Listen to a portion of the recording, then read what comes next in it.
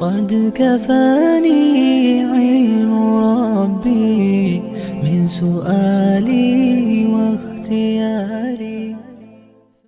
بسم اللہ الرحمن الرحیم. آج ہمارا یہ تربیتی نشست کا ایک سلسلہ جو مدرسے میں چلتا ہے اس کا بڑا اہم بیان ہے، اور وہ ایک ایسے مسئلے کے بارے میں ہے جو عام طور پر آپ کے ہاں زیادہ معروف نہیں سمجھا جاتا، لیکن چونکہ عقیدے کا مسئلہ ہے اس لیے اس کے بارے میں آگاہی ہم سب کے لیے بہت ضروری ہے. وہ مسئلہ یہ ہے کہ نبی کریم صلی اللہ علیہ وسلم اور دوسرے انبیاء علیہ الصلاۃ والسلام، آیا یہ لوگ اپنی قبروں میں زندہ ہیں یا نہیں ہیں؟ یہ چونکہ مسئلہ عقیدے کا ہے، اس وجہ سے اس کو بڑی توجہ سے ہمیں خود سمجھنے کی ضرورت ہے تاکہ یہ ساری باتیں ہمارے سامنے جو ہے وہ آنا شروع ہو جائیں. اس میں یہ سمجھ لیں کہ دو گروہ ہیں، اہل سنت والجماعت. ان سب کا عقیدہ، بھلے وہ حنفی ہو، شافعی ہو، حنبلی ہو، مالکی ہو، دیوبندی ہے، بریلوی ہے، جو بھی ہے، تمام اہل سنت والجماعت پوری دنیا میں جتنے بھی ہیں ان سب کا یہ متفقہ عقیدہ ہے کہ تمام انبیاء اپنی قبروں میں زندہ ہوتے ہیں. اب ہمارے عقیدے کی دو شقیں ہیں. ایک تو یہ کہ ہم مانتے ہیں کہ نبی کریم صلی اللہ تعالی علیہ وسلم پر موت طاری ہوئی تھی. دوسری بات یہ کہ ہم یہ بھی مانتے ہیں کہ آپ صلی اللہ علیہ وسلم سمیت تمام انبیاء اپنی قبروں میں زندہ ہیں. اور تیسری بات یہ کہ اللہ تعالیٰ ان انبیاء کو وہ زندگی عطا فرماتے ہیں جیسی کہ دنیا میں اللہ نے ان کو زندگی جو ہے وہ عطا فرمائی تھی. اب یہ میں باتیں بعد میں عرض کروں گا جو ہمارے دلائل وغیرہ. اس سے پہلے ایک اہم جو بات ہے وہ یہ کہ کچھ باتیں ابھی سے آپ اپنے ذہن میں بٹھا لیں. وہ یہ کہ عام لوگوں اور انبیاء علیہ الصلاۃ والسلام، ان دونوں کے احکامات میں زمین و آسمان کا فرق ہوتا ہے. مثلا کہ میں اور آپ اگر ہم سو جائیں تو سونے سے ہمارا وضو ٹوٹ جاتا ہے، لیکن انبیاء علیہ الصلاۃ والسلام کا معاملہ وہ ایسا نہیں ہے، بلکہ سونے سے انبیاء کا وضو نہیں ٹوٹتا. حدیث میں آتا ہے نبی کریم صلی اللہ علیہ وسلم کے بارے میں کہ آپ نے ارشاد فرمایا کہ ان عینای تنامان ولا ینام قلبی، کہ میری آنکھیں تو سوتی ہیں لیکن میرا دل نہیں سوتا. تو انبیاء کا سونے سے وضو نہیں ٹوٹتا، ہم سو جاتے ہیں تو ہمارا سونے سے وضو ٹوٹ جاتا ہے. تو نبیوں کا حکم اور ہوتا ہے، امتیوں کا حکم اور ہوتا ہے. تو جو لوگ بیچارے انبیاء کو اپنی قبروں میں زندہ نہیں مانتے، ان کو سب سے بڑا دھوکہ یہاں سے لگا کہ جو آیتیں اور حدیثیں عام لوگوں کے بارے میں آئی تھیں، انہوں نے انہی آیتوں اور حدیثوں کو انبیاء علیہ السلام پر فٹ کرنا شروع کر دیا، جس کا نتیجہ کیا نکلا کہ وہ صحیح معنی جو ان کے ہونے چاہیے تھے وہ نہ ہو سکے،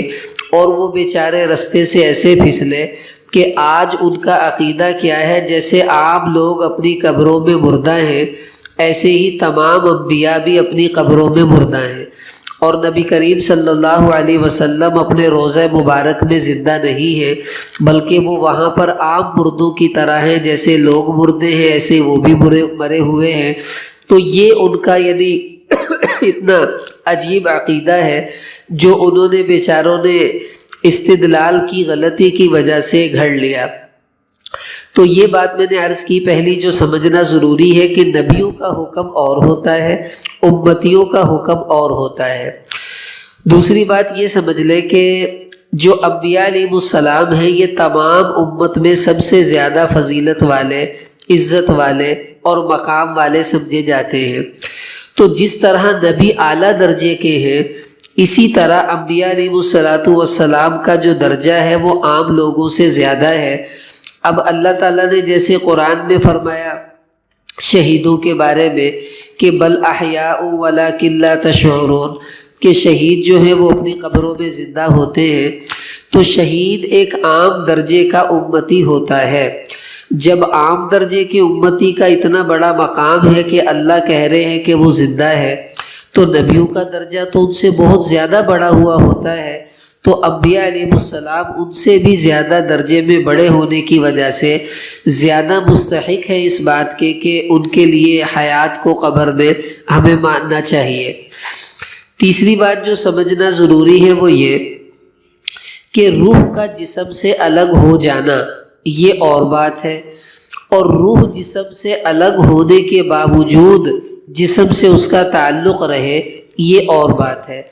یعنی یہ لازمی نہیں ہے کہ روح ہمارے جسم سے نکل کر کہیں اور چلی جائے تو روح کا جسم سے تعلق ختم ہو جاتا ہے، بلکہ روح جسم سے نکل جانے کے باوجود جسم کے ساتھ اس کا تعلق باقی رہتا ہے، اور وہی تعلق ہے جس کو ہم قبر کے اندر حیات وغیرہ سے جو ہے وہ تعبیر کر دیتے ہیں۔ اب دیکھیں انبیاء علیہ السلام کا جو جسم مبارک ہے، ہم یہ کہتے ہیں کہ وہ ان کو جو اللہ نے زندگی دی ہے وہ دنیاوی زندگی سے بھی زیادہ قوت والی ہوتی ہے، اور قبر کے اندر ان کو اللہ ویسے ہی زندہ رکھتے ہیں جیسا کہ وہ دنیا کے اندر زندہ رہتے تھے۔ اب یہ بات سمجھ لیں کہ انبیاء علیہ السلام کے جو قبر کے اندر ہم زندگی کے قائل ہیں وہ ایک برزخی زندگی ہے۔ برزخ کس کو کہتے ہیں؟ برزخ کا جو معنی ان لوگوں نے کیا جو انبیاء کے قبر میں زندہ ہونے کے منکر ہیں، وہ کہتے ہیں برزخ کا معنی ہے روحانی زندگی، کہ نبیوں کو قبر میں روحانی زندگی حاصل ہے، لیکن جسمانی زندگی نبیوں کو قبر میں حاصل نہیں ہوتی، لہٰذا وہ اس بات کے منکر ہو گئے۔ لیکن ہم لوگ کیا کہتے ہیں کہ نبیوں کو قبر میں ایسے ہی زندگی حاصل ہوتی ہے جیسے دنیا میں تھی، یعنی جسم بھی ان کا زندہ ہے، روح بھی ان کی زندہ ہے، اور اللہ تعالیٰ نے ان کو ویسی ہی زندگی عطا فرمائی ہے۔ اب یہ دونوں باتیں ہمیں عقیدے کی ہیں، اس پر میں ایک مثال دے دیتا ہوں۔ جیسا کہ عرض کیا کہ برزخی زندگی ہے، تو برزخ کا کیا مطلب ہے کہ برزخ ایک پردے کو کہتے ہیں، وَمِن وَرَائِهِمْ بَرْزَخٌ، قرآن میں بھی آتا ہے کہ ان کے آگے ہم نے ایک پردہ جو ہے وہ رکھا ہے، تو برزخ پردے کو کہتے ہیں۔ پردے کے پیچھے کی چیزیں ہمیں نظر نہیں آتی، تو ہم یہ کہتے ہیں قبر کے اندر جو زندگی ہے وہ برزخی زندگی ہے، وہ ہمیں نظر نہیں آتی، ہم اس کو محسوس نہیں کر پاتے، لیکن وہ زندگی موجود ضرور ہے۔ اب یہ حیات حقیقی بھی ہے، اور یا تو یہ مطلب ہے کہ جیسے دنیا میں جسم کے اندر روح موجود ہوتی ہے، نبیوں کو ایسی ہی زندگی قبروں میں نصیب ہوتی ہے۔ اس کی دلیل کیا ہے؟ مسلم شریف کی روایت ہے،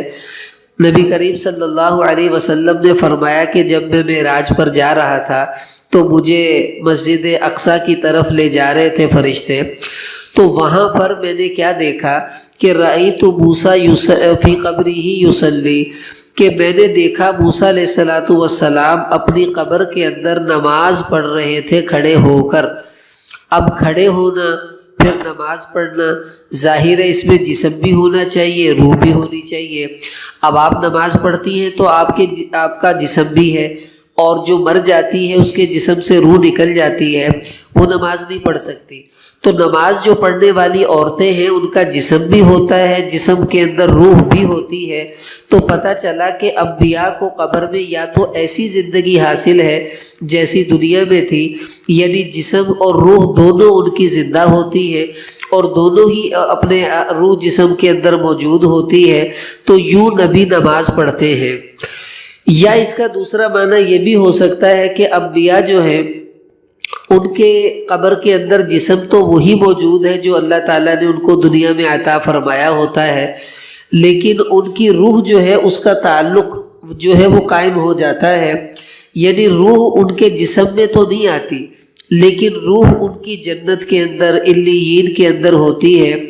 وہاں سے اللہ تعالیٰ ان کے جسم کے ساتھ روح کا ایسا تعلق قائم کر دیتے ہیں جس کی وجہ سے وہ تمام چیزوں کو محسوس بھی کرتے ہیں، اور وہ جو زندگی کے احوال ہوتے ہیں وہ سارے کے سارے ان کی قبر کے اندر جو ہے وہ چالو ہو جاتے ہیں۔ بہرحال دونوں میں سے جو بھی آپ مطلب لے لیں، ہمارا عقیدہ دونوں صورتوں میں ثابت ہوتا ہے کہ ہم یہ مانتے ہیں نبی کا جسم بھی قبر میں زندہ ہوتا ہے، اس کی روح بھی جسم کے اندر موجود ہوتی ہے، چاہے تعلق کے ذریعے سے ہو، چاہے حقیقت میں روح اس کے جسم کے اندر آ جائے، دونوں صورتوں میں انبیاء اپنی قبروں کے اندر زندہ ہیں۔ اب اس کے بارے میں ہمیں دلائل دینے چاہیے۔ میں پہلے اپنے دلائل عرض کروں گا تاکہ آپ کو پتہ چل جائے کہ ہمارا عقیدہ کس طرح قرآن و سنت کے ساتھ مضبوط طریقے پر قائم ہے۔ پھر آخر میں ان لوگوں کی کچھ دلائل عرض کر دیے جائیں گے، اور پھر آخر میں بتاؤں گا کہ آج کل کون کون سے ایسے لوگ ہیں جو اس غلط عقیدے کو لے کر چل رہے ہیں اور ہمیں ان کے ساتھ کیسا معاملہ کرنا چاہیے۔ سب سے پہلے میں قرآن پاک سے کچھ دلائل دیتا ہوں۔ آپ ساری بچیاں کوشش کر لیں اگر تھوڑا تھوڑا اشارے میں ان کو کچھ لکھ لیا جائے، تاکہ آپ کو بعد میں شاید اس کو اتنا تفصیل سے پڑھنے کا موقع نہ مل سکے یا سننے کا موقع نہ مل سکے۔ تو اب یہ ہے کہ وہ ایک چھوٹا سا کچھ نوٹ اس کے بارے میں آپ کا بن جائے گا۔ سب سے پہلی دلیل 25واں سپارہ ہے سورہ زخرف۔ اس کی آیت ہے، اللہ تعالیٰ نے فرمایا کہ وَاسْأَلْ مَنْ أَرْسَلْنَا مِنْ قَبْلِكَ مِنْ رُسُلِنَا۔ اللہ اپنے نبی سے فرما رہے کہ اے نبی صلی اللہ علیہ وسلم، آپ سے پہلے ہم نے جتنے بھی رسول بھیجے ہیں آپ ذرا ان سے پوچھے تو صحیح، اجعلنا من دون الرحمن آلہۃ یعبدون، کہ کیا رحمان کے سوا کوئی اور معبود بنائے ہیں ہم نے جس کی عبادت کی جائے۔ اب یہ امام رازی رحمۃ اللہ علیہ نے اپنی تفسیر کبیر کے اندر حضرت عبداللہ بن عباس رضی اللہ تعالیٰ عنہ کا قول اس آیت کے تحت نقل کیا کہ نبی کریم صلی اللہ علیہ وسلم نے فرمایا کہ جب مجھے مسجد اقصی معراج میں لے جایا گیا تو بعث اللہ لہ آدم و جمع المرسلین، تمام انبیاء کو اللہ نے وہاں جمع کیا، آدم علیہ السلام سے لے کے ان کی تمام اولاد وہاں پر جمع تھی۔ تو پھر جبریل نے مجھے کہا یا محمد تقدم فصلی بہم، کہ اے محمد صلی اللہ علیہ وسلم آپ آگے بڑھیں اور ان سارے نبیوں کو نماز پڑھائیں۔ نماز سے فارغ ہوتے ہی مجھے جبریل نے کہا وَاسْأَلْ يَا محمد مَنْ أَرْسَلْنَا مِنْ قَبْلِكَ مِنْ رُسُلِنَا، کہ اے محمد صلی اللہ علیہ وسلم آپ ان انبیاء سے جو آپ سے پہلے بھیجے گئے تھے پوچھ لیں وہ بات جو اللہ تعالیٰ نے آپ کو قرآن میں جو ہے وہ فرمائی تھی۔ تو نبی کریم صلی اللہ علیہ وسلم نے فرمایا لا اسأل لأنی لست شاکا فیہ، اے جبریل میں ان سے نہیں پوچھوں گا اس لیے کہ مجھے اس کے بارے میں کوئی شک ہی نہیں ہے کہ اللہ کے سوا واقعی کوئی معبود نہیں، یہ بات مجھے پختہ طور پر معلوم ہے، تو انبیاء سے پوچھنے کی مجھے ضرورت نہیں۔ اب دیکھیں یہاں پر دو باتیں سمجھ میں آئیں۔ ایک تو سارے نبیوں نے نماز پڑھی ہے، حضور نے پڑھائی ہے۔ اب نماز پڑھنے کے لیے جسم بھی ہونا چاہیے، روح بھی ہونی چاہیے، اور تمام نبیوں کو وہاں جمع کیا گیا۔ یہ پہلی دلیل ہے قرآن پاک سے اس بات کی کہ نبی کریم صلی اللہ علیہ وسلم سمیت تمام انبیاء جو ہیں وہ زندہ ہیں۔ پھر حضور علیہ السلام سے جبریل کہہ رہے ہیں آپ ان سے پوچھئے۔ اگر حضور پوچھتے تو ظاہری سی بات ہے وہ نبی جواب بھی دیتے، تو اب جواب تو وہی دے سکتا ہے جو زندہ ہو۔ مرے ہوئے سے آپ جتنے مرضی سوال کر لیں تو بتائیں کیا وہ آپ کی کسی بات کا جواب دے سکے گی؟ بالکل نہیں۔ آپ کو عورت کوئی مر جائے، آپ اس سے پوچھے نہیں پہنا میں تینوں فلانے کپڑے دیتے سی وہ تو دس دے تو کتنے رکھے تو ہن مر گئی ہیں، اب وہ آپ کو زندہ ہو کے کیسے بتائے بیچاری کہاں رکھے ہیں؟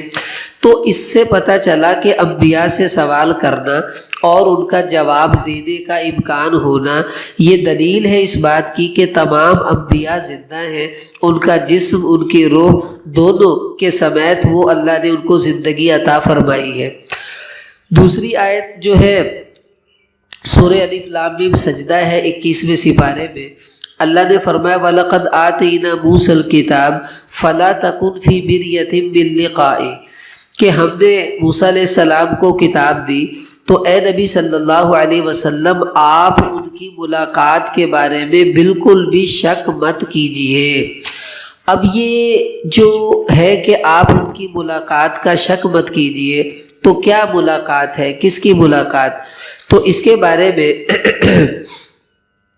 نبی کریم صلی اللہ تعالیٰ علیہ وسلم کے ارشادات کی روشنی میں پتہ چلتا ہے کہ فَلَا تَكُنْ فِي مِرْيَةٍ مِّن لِقَائِهِ، اس سے پتہ چلا وہ وعدہ جو اللہ تعالیٰ نے حضور علیہ السلام سے کیا کہ اے نبی آپ کی ملاقات موسیٰ سے ہوگی، آپ اس میں شک مت کیجئے۔ یہ وعدہ اللہ نے پورا کروایا جب حضور علیہ السلام معراج پر گئے اور آپ نے موسیٰ علیہ السلام کو نماز پڑھتے ہوئے دیکھا، اور پھر معراج پر بھی موسیٰ علیہ السلام نے بار بار حضور علیہ السلام کو کہا کہ آپ اپنی امت کی نمازیں کم کروا لیں، یہ نہیں پڑھ سکیں گے۔ اور اتنی واضح ملاقات حضور علیہ السلام کی ہوئی ہے کہ یہ تفسیر بحر محیط کے اندر یہ لکھا ہوا ہے کہ جب حضور علیہ السلام کی ملاقات ہوئی تو آپ نے آ کر حضرت موسیٰ علیہ السلام کا حلیہ صحابہ کو بتایا، اور کیا فرمایا کہ وَهُوَ النَّبِيُّ الَّذِي أُوتِيَ التَّوْرَاةَ، کہ یہ وہی نبی تھے جن کو تورات دی گئی۔ اور آپ نے ان کی کیا صفات بتائیں کہ طوال جعد، کہ موسیٰ علیہ السلام کا قد لمبا تھا اور بال ان کے گھگریالے تھے، كَأَنَّهُ مِن رِجَالِ شَنُوءَ، اور ایسے تھے جیسے قبیلہ شنوءہ کے آدمی ہوتے ہیں۔ موسیٰ علیہ السلام کی شکل ان قبیلے والے لوگوں سے ملتی جلتی تھی۔ اب حضور ان کے بال بھی دیکھ رہے ہیں، ان کا قد بھی دیکھ رہے ہیں، ان کی شکل کی مثال بھی آپ نے بتائی کہ فلاں قبیلے والوں سے ان کی شکل ملتی تھی۔ تو اب حضور علیہ السلام کا موسیٰ علیہ السلام کی ملاقات کرنا اور وہاں پر ان کو دیکھنا، اس آیت میں ایک وعدہ اللہ نے کیا تھا وہ پورا ہو گیا۔ اب ظاہر ملاقات آپ کی ہوئی ہے تو موسیٰ علیہ السلام کا جسم بھی تھا، ان کی روح بھی تھی، اور یہ دونوں باتیں ہم بتا رہے ہیں کہ انبیاء اپنے جسم اور روح کے سمیت زندہ ہوتے ہیں۔ اب کہاں ہوتے ہیں، کیسے ہوتے ہیں، اس کا تعلق ہے کیفیت کے ساتھ۔ یہ بھی یہی بات اچھی طرح سمجھ لیں، ہمارے ذمے نبیوں کو حیات ثابت کرنا ہے کہ ہم یہ ثابت کریں گے کہ نبی زندہ ہوتے ہیں۔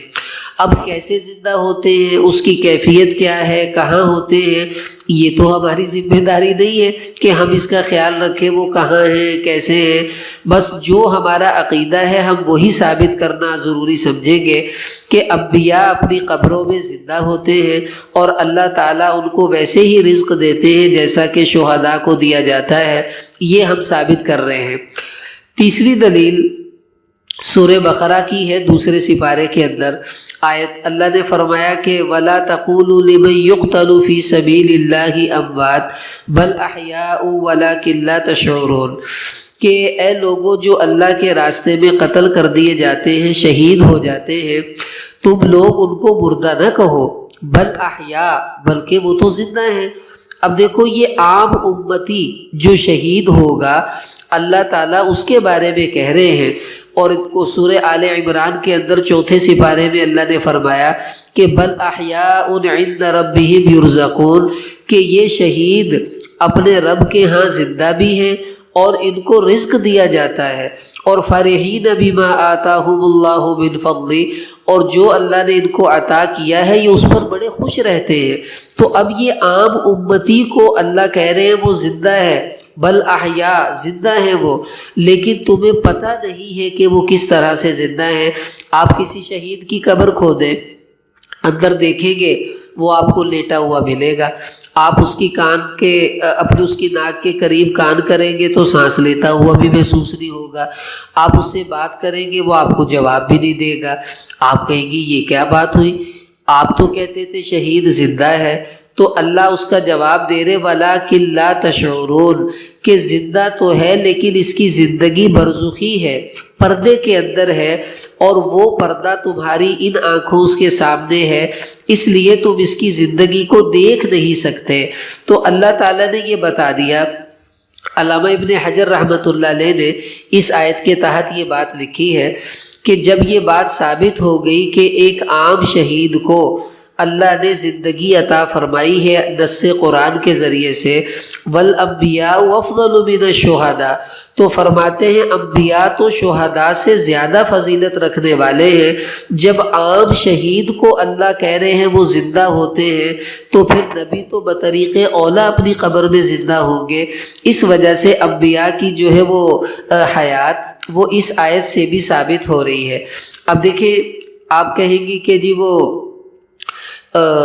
کس طرح سے ہو گئی؟ اب شہید جو ہوتا ہے وہ جسم ہوتا ہے، روح تو نہیں ہوتی نا۔ اب اس کا جسم شہید ہوا، وہ مر گیا۔ اب اللہ نے جب اس کو زندگی دینی ہے شہید کو تو اس کے جسم کو بھی زندگی ملتی ہے اور روح اس کے بدن کے ساتھ تعلق اس کا قائم ہو جاتا ہے، لیکن ایسی زندگی ہے جس کو ہم لوگ دیکھ نہیں سکتے۔ اب آپ یہ سوچیں گی کہ یہ کیسے ہو سکتا ہے کہ ایک چیز ہو اور ہمیں نظر نہ آئے؟ آپ سب بچیاں اپنا ہاتھ اپنی آنکھوں کے سامنے کریں، جلدی سے کریں۔ اب آپ دیکھ کر بتائیں مجھے، آپ کا ہاتھ آپ کو نظر آ رہا ہے؟ میرا سوال ہے، آپ کے ہاتھوں پر اس وقت لاکھوں جراثیم حرکت کر رہے ہیں کیڑوں کی طرح، کیا آپ کو نظر آ رہے ہیں؟ کسی بچی کو ایک جراثیم بھی نظر نہیں آئے گا، لیکن اگر یہی ہاتھ مائکروسکوپ کے نیچے رکھ دیں تو کتنے کیڑے ہیں جو بھاگتے ہوئے آپ کو نظر آئیں گے۔ تو اب وہ آنکھ بدل گئی ہے، مائکروسکوپ کی آنکھ سے دیکھے گی تو یہ جراثیم نظر آئیں گے، اور اس آنکھ سے دیکھے گی تو یہ جراثیم نظر نہیں آئیں گے۔ یہی برزخی زندگی کو سمجھنے کی مثال ہے۔ آپ کو پتہ ہے یہ جو دہی ہوتی ہے یہ کیا ہوتا ہے؟ کبھی آپ دہی کو تھوڑا سا لے کے مائکروسکوپ کے نیچے رکھ کر دیکھیں تو دہی کے اندر کیڑے ہی کیڑے ہوتے ہیں، بھاگ رہے ہوتے ہیں، لیکن وہ کیڑے انسان دوست کیڑے ہیں، وہ ہمارے لیے نقصان دہ نہیں ہوتے۔ تو یہ دہی کیسے بنتی ہے؟ جب دودھ میں کیڑے پیدا ہو جاتے ہیں تو وہ کیڑوں کی وجہ سے دودھ گاڑھا ہو کر جم جاتا ہے، لیکن جب آپ دہی کھا رہی ہوتی ہے اگر ایک کیڑا بھی نظر آ جائے تو آپ میں سے کوئی بھی دہی نہیں کھائے گا۔ تو یہ شکر ہے اللہ نے ان کو بھی پردے میں رکھ دیا ہے، ورنہ تو ہم دہی بھی نہیں کھا سکتے۔ تو دہی میں کیڑے ہوتے ہیں لیکن ہمیں نظر نہیں آتے۔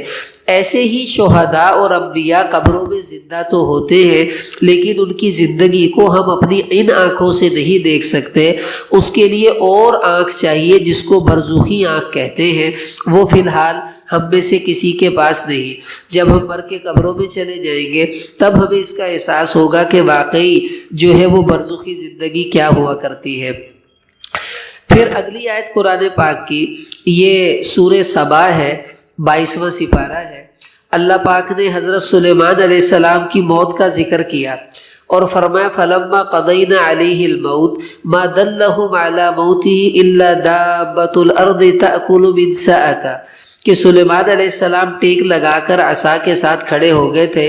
اور جنوں کو پتہ بھی نہیں چلا کہ سلیمان علیہ السلام کا انتقال ہو گیا ہے،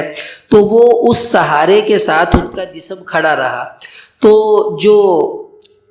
گھن ہوتی ہے جس کو ہم دیمک کہتے ہیں، تو دیمک نے سلیمان علیہ السلام کی جو عصا تھا، لاٹھی، اس کو کھانا شروع کر دیا۔ تو کھاتے کھاتے کھاتے جب وہ عصا ایک دم دیمک کی وجہ سے کھوکھلا ہوا اور ٹوٹ گیا تو سلیمان علیہ السلام نیچے گر گئے۔ تو تب جنوں کو پتہ چلا کہ اوہو یہ تو فوت ہو چکے ہیں، اور کئی سال پہلے وہ فوت ہو گئے تھے اور ان کو پتہ بھی نہ چلا۔ اب یہاں کیسے انبیاء کی حیات ثابت ہوگی کہ کیڑوں نے مضبوط ترین عصا کو کھا لیا،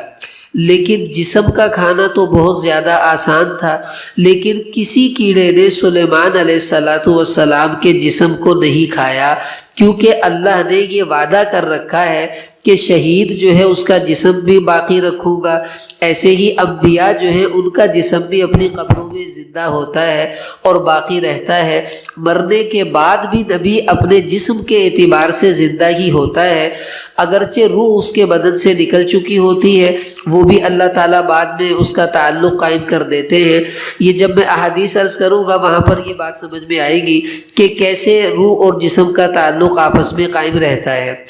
آخری آیت وہ سورہ نساء کے اندر ہے، 5واں سپارہ ہے۔ اللہ پاک نے فرمایا وَلَوْ أَنَّهُمْ إِذْ ظَلَمُوا أَنفُسَهُمْ جَاءُوكَ فَاسْتَغْفَرُوا اللَّهَ وَاسْتَغْفَرَ لَهُمُ الرَّسُولُ لَوَجَدُوا اللَّهَ تَوَّابًا رَحِيمًا کہ جب یہ لوگ گناہ کر کے اپنا نقصان کر لیتے ہیں تو اے نبی پھر یہ آپ کی خدمت میں آتے ہیں معافی مانگنے کے لیے، تو نبی بھی اللہ سے ان کے لیے معافی مانگتا ہے تو اللہ تعالیٰ پھر بڑا ہی قبول کرنے والے، رحم کرنے والے ہیں۔ اب صحابہ زندگی میں آتے رہے۔ امام قرطبی رحمۃ اللہ علیہ نے اپنی تفسیر میں یہ قصہ لکھا، حضرت علی اس کے راوی ہے، فرماتے ہیں ہم مسجد میں تھے تو حضور کے فوت ہو جانے کے 3 دن کے بعد ایک بدو آیا، اس نے آیا تو اس کو پتہ چلا حضور تو فوت ہو گئے، تو وہ حضور کی قبر کے اوپر ہی گر گیا اور مٹی جو تھا وہ لے کے اپنے سر پہ ڈالنے لگا اور کہنے لگا یا رسول اللہ سمعنا قولک، ہم نے آپ کی باتیں سنی اور جو اللہ نے سے آپ نے ہمیں بتایا ہم نے اسے محفوظ کیا، لیکن ایک آیت بھی آپ نے ہمیں بتائی تھی وہ یہی والی کہ اے نبی جب یہ اپنی جانوں پہ ظلم کر لیں آپ کے پاس معافی مانگنے آئیں تو آپ بھی اللہ سے ان کے گناہوں کی معافی مانگا کیجئے۔ تو وہ کہنے لگا قد ظلمت نفسی، کہ یا رسول اللہ میں نے اپنی جانوں پہ بڑا ظلم کر لیا، وجئتک تستغفر لی، اور میں آیا ہوں آپ کے پاس تاکہ اللہ سے آپ میرے لیے استغفار کریں، تو اب کریں۔ تو وہ مانگتا رہا۔ حضرت علی فرماتے ہیں فنودی من القبر انہ قد غفر لک، تو قبر سے آواز آئی نبی کریم صلی اللہ علیہ وسلم کی کہ جا اللہ نے تیری مغفرت کر دی۔ اب یہ کتنی بڑی بات ہے، حضرت علی گواہ ہیں، وہ بندہ حضور کی قبر پہ آ کر باتیں کر رہا ہے اور اللہ کے نبی نے اندر سے پیغام دیا کہ جا اللہ نے تیری مغفرت کر دی۔ بہرحال یہ قرآن پاک کی آیات تھی جن سے انبیاء علیہ السلام کا اپنی قبر میں زندہ ہونا جو ہے وہ ثابت ہوتا ہے۔ ایک اور آیت میرے ذہن میں آ گئی ہے، سورہ حجرات ہے 26واں سپارہ،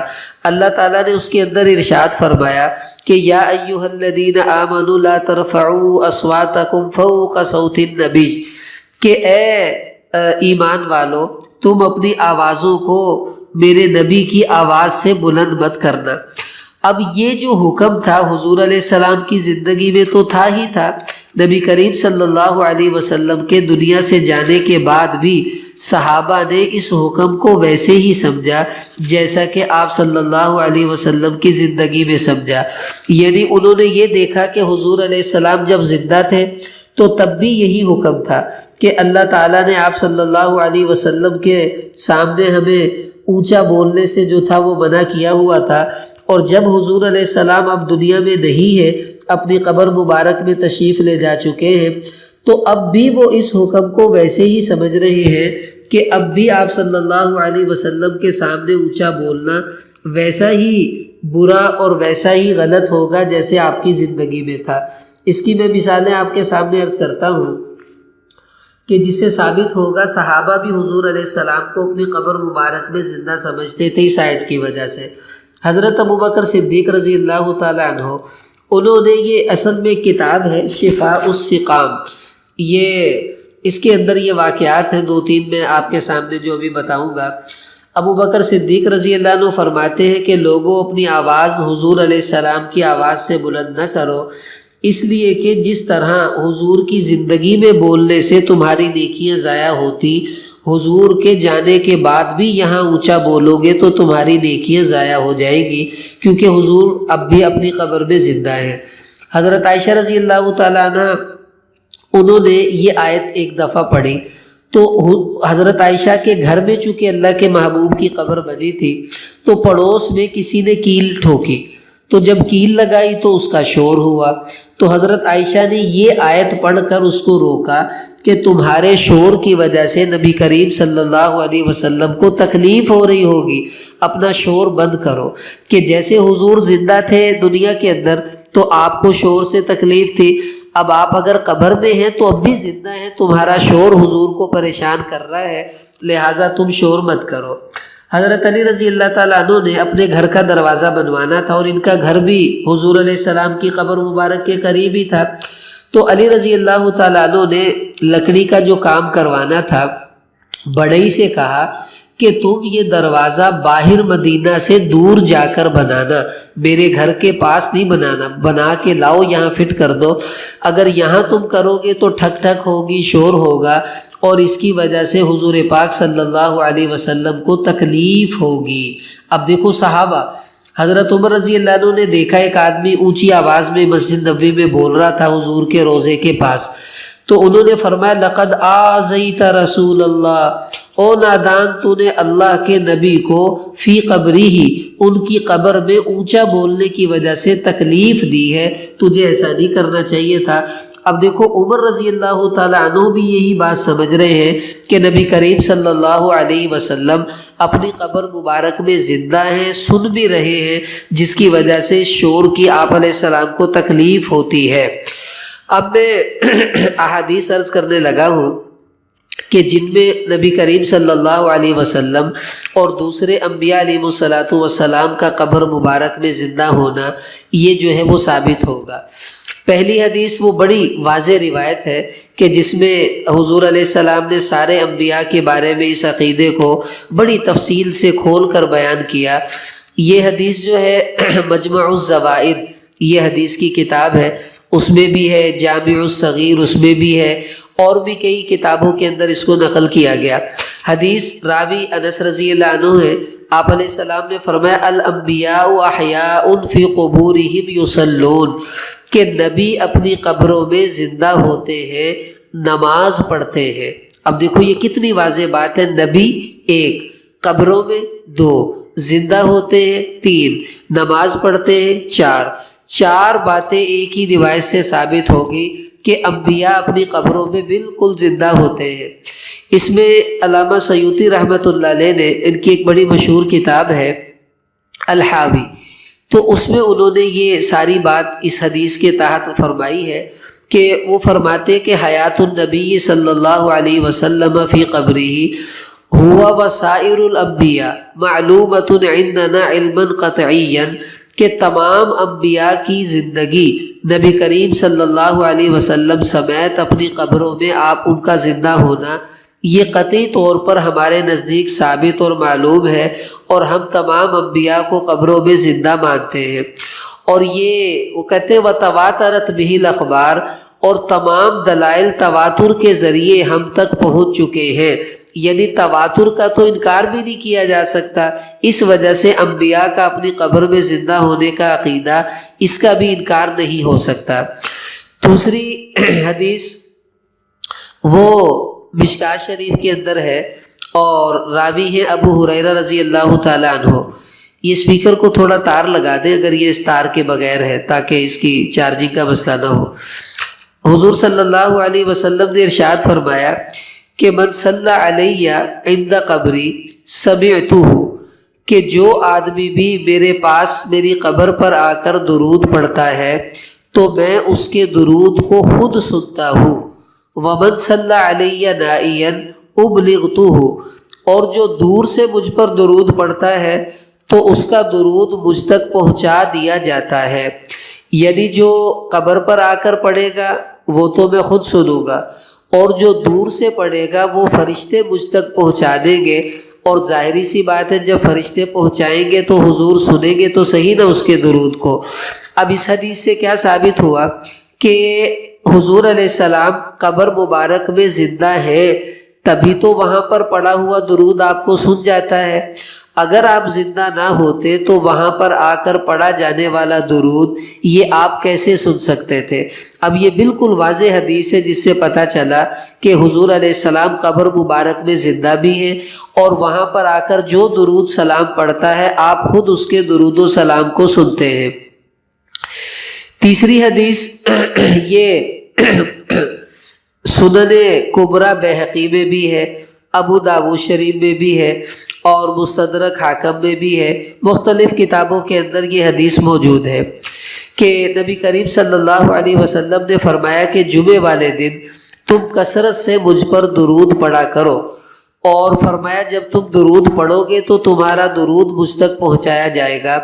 تو صحابہ کہنے لگے یا رسول اللہ کہ کیف تعرض صلاتنا علیک وقد ارمت، کہ آپ تو جب قبر میں چلے جائیں گے تو قبر میں جانے کے بعد آپ تو مٹی کے ساتھ مل جائیں گے، تو کیا اس وقت بھی آپ کو ہمارا درود پہنچایا جائے گا؟ آپ صلی اللہ علیہ وسلم نے فرمایا کہ ان اللہ عز وجل قد حرم علی الارض ان تأکل اجساد الانبیاء، کہ اللہ تعالیٰ نے زمین پر اس بات کو حرام کر رکھا ہے کہ وہ نبیوں کے جسموں کو کھائے، یعنی زمین نبیوں کے جسموں کو کھا ہی نہیں سکتی، اس لیے کہ زندہ کا جسم قبر مٹی جو ہے وہ نہیں کھا سکتی۔ تو اس سے پتہ چلا جب انبیاء کا جسم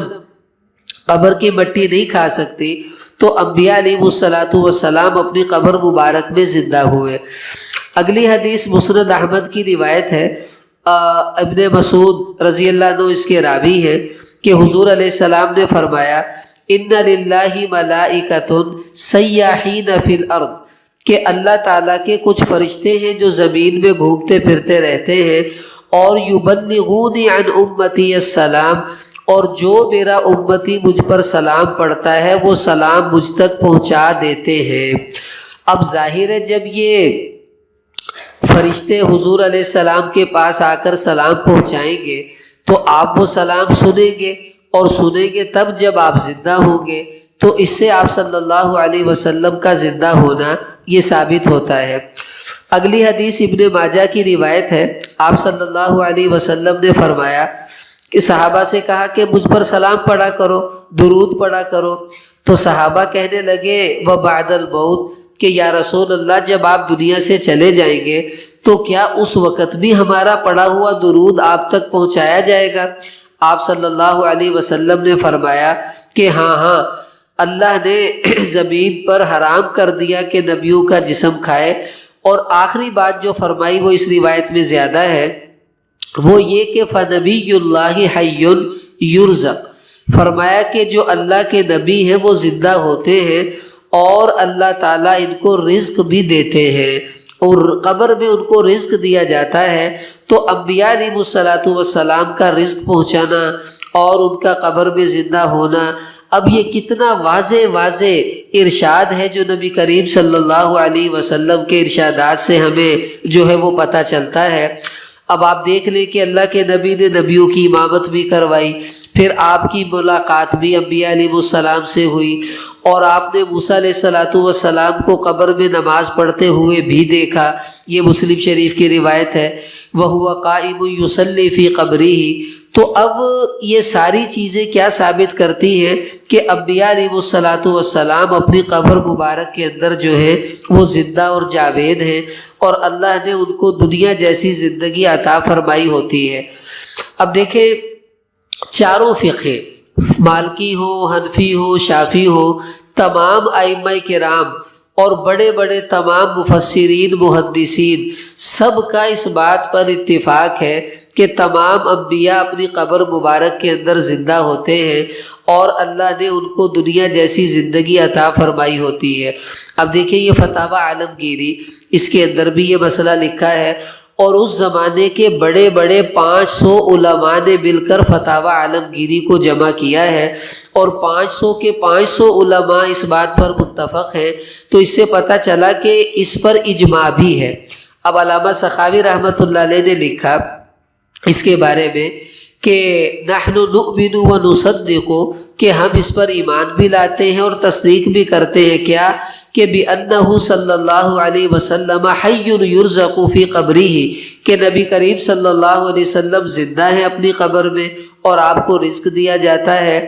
اور وَإِنَّ جَسَدَهُ الشَّرِيفَ لَا تَأْكُلُهُ الْأَرْضُ، اور حضور کے بدن کو قبر کی مٹی نہیں کھا سکتی، اور فرمایا وَالْإِجْمَاعُ عَلَى هَذَا، اور اسی کے اوپر تمام مسلمانوں کا اجماع ہے کہ انبیاء علیہ الصلوۃ والسلام اپنی قبر میں زندہ ہیں۔ یہ القول البدیع کتاب ہے، علامہ سخاوی رحمۃ اللہ علیہ نے لکھی ہے، یہ تقریباً 9ویں ہجری کے اندر تھے۔ تو اب وہ یہ نقل کر رہے ہیں کہ اس پر اجماع ہے تمام مسلمانوں کا، قرآن بھی یہی بتا رہا ہے، حدیث بھی یہی بتا رہی ہے، اجماع بھی یہی بتا رہا ہے کہ تمام انبیاء اپنی قبروں میں زندہ ہوتے ہیں اور اللہ تعالیٰ ان کو رزق بھی عطا فرماتے ہیں، اور ان کی زندگی جو ہے وہ دنیاوی زندگی کی طرح سے ہوتی ہے۔ اب سب سے پہلے حیات انبیاء کا انکار کس نے کیا؟ اصل میں یہ علامہ عینی رحمۃ اللہ علیہ نے لکھا ہے اپنی کتاب میں، یہ بخاری کی شرح ہے عمدۃ القاری، اس میں فرماتے ہیں کہ من انکر الحیات فی القبر وہم المعتزلہ، کہ جنہوں نے نبی کریم صلی اللہ علیہ وسلم کی قبر کی زندگی کا انکار کیا ہے وہ اصل میں معتزلہ لوگ تھے، ومن نحا نحوہم، اور وہ لوگ جو ان کے عقیدے میں شامل ہو گئے، اور وہ فرماتے ہیں کہ یہ سب سے پہلے حضور کی حیات کے منکر وہ معتزلہ تھے۔ اب بعد میں جو ان کے ساتھ مل گئے ہیں وہ سارے کے سارے جو ہیں وہ اسی معتزلہ کی روش پر چل رہے ہیں۔ اب ہمارے زمانے کے اندر کون ایسے لوگ ہیں جو اس عقیدے کو رکھنے والے ہیں؟ دیکھیں یہاں تو شکر ہے ہمارے ہاں اتنا زیادہ یہ مسئلہ نہیں ہے، ہمارے ساہیوال میں اور اس علاقوں میں۔ اگر آپ کا کبھی گجرات کے علاقے میں جانا ہو یا سرگودا کے علاقے میں جانا ہو، یہ علاقے گڑھ ہیں اس مسلک کے، وہاں پر کیا ہوتا ہے، وہ آپ سے پوچھیں گے کہ پہنا تو حیاتی یا کہ مماتی ہیں۔ حیاتی کون ہے؟ جو نبیوں کو قبروں میں زندہ مانتے ہیں ان کو حیاتی کہتے ہیں، اور جو انبیاء کو قبر میں زندہ نہیں مانتے وہ ان کو اپنے آپ کو وہ مماتی کہتے ہیں۔ مماتی یعنی موت والے اور حیاتی یعنی زندگی والے۔ تو یہ حیاتی مماتی کا آپ نے نام آج سن لیا ہے، شاید پہلے بھی کبھی سنا ہو کہ جی فلاں مولوی حیاتی ہے، فلاں مولوی مماتی ہے، مماتی یوں کہتے ہیں، مماتیوں کا یہ عقیدہ ہے۔ تو جو لوگ نبی کریم صلی اللہ علیہ وسلم کو قبر میں زندہ نہیں مانتے، مردہ مانتے ہیں، وہ مماتی ہیں۔ اب یہ لوگ کون ہیں وہ میں نے بتا دیا کہ یہ معتزلہ کی روش پر چلنے والے لوگ ہیں، اور ان بیچاروں نے بس دلائل کے اندر تھوڑی خطا کھا لی۔ مثلا قرآن کی آیت ہے اِنَّكَ مَيِّتٌ وَإِنَّهُمْ مَيِّتُونَ، اللہ فرما رہے اے نبی آپ بھی مر جائیں گے، یہ لوگ بھی مر جائیں گے۔ وہ کہتے قرآن کہہ رہا ہے میت کہ نبی مر جائے گا، تو جب مر گیا تو مردہ ہو گیا۔ ہم کہتے ہیں کہ ہم نے کب کہا کہ نبی نہیں مرے؟ دیکھو ہم بھی مانتے ہیں کہ ایک مرتبہ حضور علیہ الصلاۃ والسلام پر موت طاری ہوئی ہے، اور اس آیت میں اسی موت کی خبر دی جا رہی ہے کہ آپ پر موت طاری ہوگی اور آپ جو ہے وہ مر جائیں گے، اور وہ ہو گیا۔ اب بخاری شریف کے اندر اب دیکھو حضور کی موت قرآن سے ثابت نہیں ہے، قرآن خبر دے رہا ہے آپ مر جائیں گے، لیکن کب مرے یہ تو قرآن نہیں بتا سکتا۔ وہ حدیث بخاری شریف میں آتی ہے جب آپ علیہ السلام کا وصال ہوا تو ابوبکر صدیق آئے، انہوں نے آ کر حضور کا ماتھا چوما اور یہ فرمایا کہ طبتا حیا و میتا، کہ آپ زندہ تھے تب بھی برکت والے تھے، آپ مر گئے ہیں تب بھی برکت والے ہیں۔ تو اب انہوں نے کہا دیکھو اس سے پتہ چلا کہ انہوں نے حضور کی موت کا اعلان کر دیا۔ تو ہم کہتے ہیں بھائی حضور فوت ہوئے ہیں تبھی تو ان کو غسل دیا گیا، تبھی تو قبر میں اتارا گیا۔ ہم انکار نہیں کرتے حضور کے دنیا سے جانے کا اور آپ کے موت کا، ہم یہ کہتے ہیں مرنے کے بعد قبر میں جاتے ہی اللہ نے آپ کو زندگی عطا فرما دی، اور وہی زندگی ہے جس کو ہم مانتے ہیں، اور اسی وجہ سے ہمیں حیاتی کہا جاتا ہے۔ اور تم اس زندگی کو نہیں مانتے اس لیے تم اپنے آپ کو مماتی کہلاتے ہو۔ تو جس حدیث سے تم نبی کی موت ثابت کر رہے ہو، اسی حدیث سے آگے حضرت ابوبکر صدیق نے فرمایا یا رسول اللہ اب لا یجمعک اللہ علیک موتتان، کہ دو موتیں اللہ تعالیٰ آپ پر اب جمع نہیں کریں گے۔ اسی حدیث میں حیات کا ذکر بھی ہے کہ بس ایک ہی موت آئی ہے جو آئی ہے، اب آپ زندہ ہی زندہ ہیں، دوبارہ آپ پر کوئی موت طاری نہیں ہوگی۔ تو بہرحال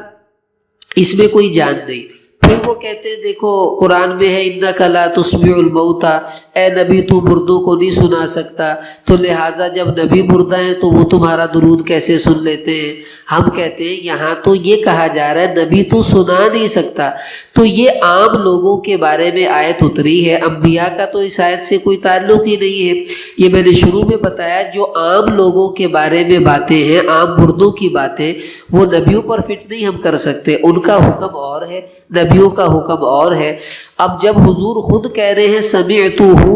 کہ جو میری قبر پر آ کر درود پڑھتا ہے میں خود اس کا درود سنتا ہوں، اب تم کیسے کہہ سکتے ہو بھی نبی نہیں سن رہے؟ تو لہٰذا یہ بھی کوئی ایسی قوت والی بات نہیں۔ پھر وہ بس دلائل ان کے کچھ ایسے نہیں ہے، صرف ضد بازی ہے۔ اب یہ معاملہ کب شروع ہوا؟ وقت تھوڑا رہ گیا۔ دیکھیں ہمارے پاکستان ہندوستان کے اندر اصل میں یہ میں آپ کو صاف صاف بات بتا دوں کہ جو غیر مقلدین ہیں، اپنے آپ کو جو اہل حدیث کہلاتے ہیں، ان کا بھی یہی عقیدہ ہے کہ وہ حضور علیہ السلام کو قبر میں زندہ نہیں مانتے۔ اب سعودی عرب کی جو حکومت ہے وہ تو حنبلی ہے، امام احمد بن حنبل رحمۃ اللہ علیہ کی فقہ پر چلتے ہیں، ان کا عقیدہ تو یہی ہے کہ حضور اپنی قبر مبارک میں زندہ ہیں۔ لیکن وہاں آپ دیکھیں گی کہ وہاں جو عورتیں، آپ جب عمرے یا حج پر جائیں گی تو عورتیں وہاں آپ کو یہ کہہ رہی ہوگی کہ نبی قبر میں زندہ نہیں ہوتا اور وہ عام مردوں کی طرح ہوتا ہے۔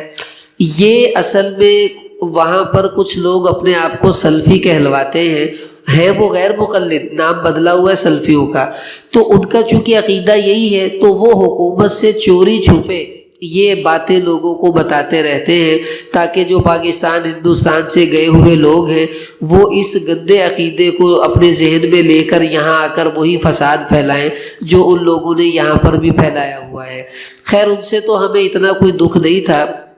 زیادہ دکھ کی بات یہ ہے کہ ہمارے جو دیوبندی حضرات تھے، اصل میں ہمارا دیوبندیوں کا عقیدہ المہند علی المفند کے اندر یہ لکھا ہوا ہے کہ نبی اپنی قبروں میں زندہ ہیں اور اللہ تعالیٰ نے ان کو دنیا جیسی ہی زندگی دی ہے۔ اصل دیوبندی وہی ہے جو اس عقیدے کو مانتا ہے۔ ہمارے بزرگوں میں اس کی ابتدا کیسے ہوئی؟ یہ مولانا عنایت اللہ گجراتی ہوتے تھے گجرات کے، اب یہ ہمارے دیوبند کے بہت بڑے عالم تھے۔ تو خیر المدارس ملتان کے اندر ایک جلسہ ہوا ختم بخاری کا، اس میں ان کی بھی تقریر تھی۔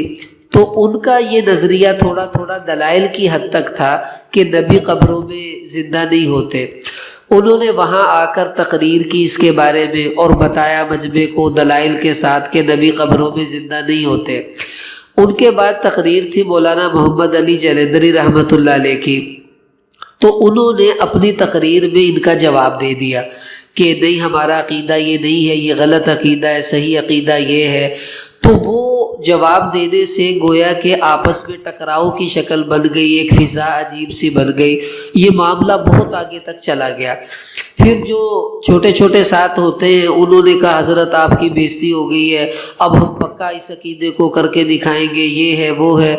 اتنی بات بڑھ گئی کہ دارالعلوم دیوبند سے قاری طیب صاحب رحمۃ اللہ علیہ جو وہاں کے محتمم تھے ان کو بلایا گیا، بٹھا کر دونوں علماء کو بٹھا کر انہوں نے بات کی، سمجھایا محبت سے اور کہا دیکھو ہم دیوبندیوں کا جو عقیدہ ہے وہ وہی ہے جو المہند علی المفند میں لکھا ہوا ہے، لہٰذا تم بھی اسی عقیدے پر رہو، ادھر ادھر مت ہو۔ پھر تحریر لکھی گئی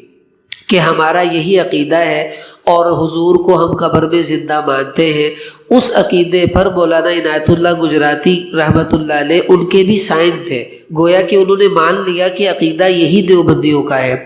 لیکن بعد میں بس پھر وہی اختلافات بڑھتے بڑھتے پھر یہ ہوا کہ انہوں نے اس پر رسالے لکھ دیے، مضامین لکھ دیے، وہ تو دنیا سے چلے گئے، لیکن جو ان کے پیروکار تھے انہوں نے اس معاملے کو اتنا بگاڑا کہ ایک جماعت بنا لی۔ اس جماعت کو کہتے ہیں اشاعت التوحید و سنہ۔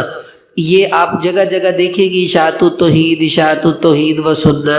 تو یہ جو فرقہ ہے یہ ہم دیوبندیوں میں سے نکل کر الگ روش پر چل پڑے، شدت اختیار کی، اپنے بزرگوں کی عقیدے کو بھی چھوڑ دیا، قرآن و سنت کا عقیدہ بھی چھوڑ دیا۔ ان لوگوں کو مماتی کہا جاتا ہے جو اشاعت التوحید و سنہ والے ہیں۔ اصل میں وہ جو ان کے بڑے تھے وہ تو اپنے عقیدے سے رجوع کر چکے تھے، لیکن بعد والوں نے اس عقیدے کو پھیلایا، اس پر ضد کی، مناظرے ہوئے، تقریریں ہوئی، آج تک یہ مسئلہ حل نہیں ہو رہا اور یہ اتنا سخت ہو جاتے ہیں، اللہ معاف فرمائے، کہ مولانا طارق جمیل صاحب نے ایک دفعہ یہاں تشریف لائے شجاع آباد میں، ہمارے وہاں عزیز رہتے ہیں، تو انہوں نے مجھے یہ بات بتائی کہ ان کا ایک بڑا مناظر تھا احمد سعید چتروڑ گڑھی، مر گیا وہ اب، تو وہ کہیں مولانا سے ملنے آیا تو کہتا مجھ سے مناظرہ کرو، میں ثابت کروں گا حضور قبر میں مردہ ہیں، تم ثابت کرو حضور قبر میں زندہ ہیں۔ مولانا نے کہا بھی میں تو مناظر نہیں ہوں، کسی اور سے کرو۔ کہا نہیں تم کرو نا، تمہارا عقیدہ بھی تو یہی ہے کہ زندہ ہیں۔ اخیر ضد میں آ کر اس نے کہا میرے ساتھ ابھی مدینہ چلو، لمبا سوا لے کر جائیں گے، حضور کی قبر میں سوا ماریں گے اور اس کو نکال کر دیکھیں گے، اگر تو خون لگا ہوا تو سمجھیں گے زندہ ہے، اگر خون لگا ہوا نہیں تو پھر قبر میں کچھ ہے ہی نہیں ہے، تم نے کیا عقیدہ گھڑ رکھا ہے۔ جب یہ کہا مولانا شدید غصے میں آئے اور کہنے لگے اس کتے کو نکال دو یہاں سے۔ آپ یقین کریں یہ بات آج سے کوئی 20 سال پہلے کی ہوگی، 15 سال 20 سال پہلے کی بات ہے۔ مولانا نے کہا اس کتے کو یہاں سے نکالو، اور میں یہ کہتا ہوں اللہ والوں کے منہ سے جو بات نکلتی ہے وہ سچ ثابت ہو جاتی ہے۔ پھر کیا ہوا، یہ ابھی 2-3 سال پہلے یہ سعید چتروڑ گڑھی مر گیا، اس کی قبر بنی، وہاں کے مقامی علماء نے یہ بتایا کہ یہ بات تصدیق شدہ ہے کہ جب یہ مر گیا، اس کو دفنایا گیا، تو اس کی قبر سے کتے بھونکنے کی آوازیں آتی رہی۔ اب ظاہر ہے جو نبیوں کو قبروں میں مردہ کہیں گے تو اللہ تعالیٰ کہاں برداشت کریں گے اپنے انبیاء کی توہین۔ اس لیے یہ ہمارا عقیدہ ہے کہ ہم تمام نبیوں کو اپنی قبر میں زندہ مانتے ہیں اور دنیا والی ہی زندگی ہم ان کو دیتے ہیں، اور یہی عقیدہ قرآن و سنت سے صحیح طریقے پر ثابت ہے۔ اسی پر پوری امت قائم ہے، اسی پر ہم بھی قائم ہیں، اور اللہ کرے اسی پر ہماری موت آئے، یہ عقیدہ لے کر ہم اللہ کے حضور پیش ہو جائیں۔ بہرحال اب اس عقیدے کو آپ بھی اچھی طرح اپنے ذہن میں بٹھا لیں